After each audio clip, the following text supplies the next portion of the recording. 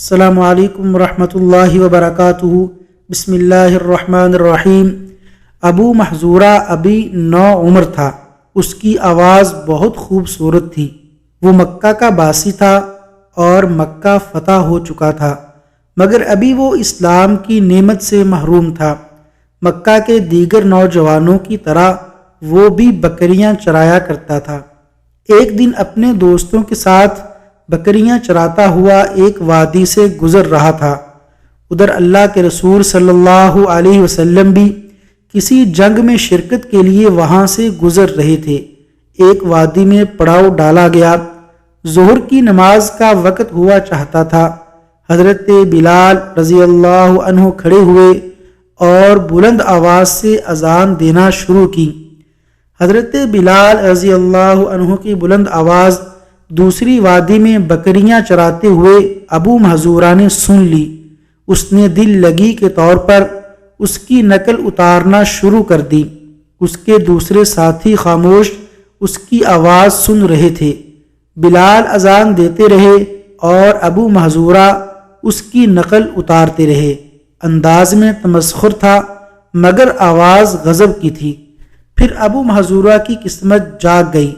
اس کی خوبصورت آواز کو سرور کائنات نے سماعت فرمایا۔ آواز اچھی لگی۔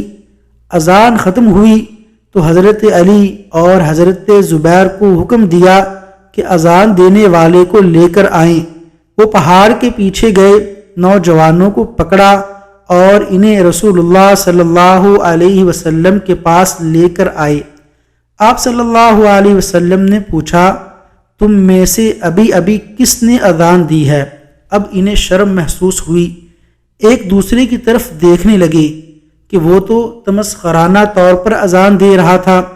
آپ نے ایک کو فرمایا، تم اذان دو۔ اس نے اذان کہنی شروع کی تو اس کی آواز خوبصورت نہ تھی۔ اب دوسرے کو اشارہ ہوا، اس کی بھی آواز خوبصورت نہ تھی۔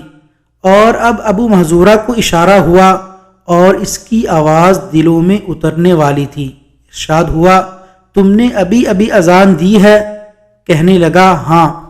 اب آپ صلی اللہ علیہ وسلم نے اپنے مبارک ہاتھ کو آگے بڑھایا، ابو محذورہ کا امامہ اتارا، اس کے سر پر دست شفقت پھیرا اور دعا فرمائی، اے اللہ اس بچے میں برکت دے اور اسے اسلام کی ہدایت فرما۔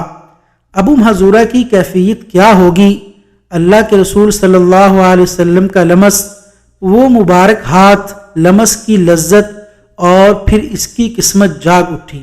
اس نے کہا، اشہد ان لا الہ الا اللہ وانک رسول اللہ۔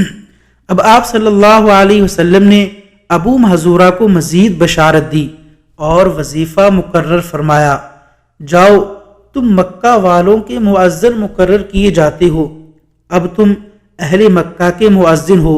ابو محذورہ نے کہا، میں اب ان بالوں کو نہیں کٹاؤں گا جن پر اللہ کے رسول صلی اللہ علیہ وسلم نے دست شفقت رکھا۔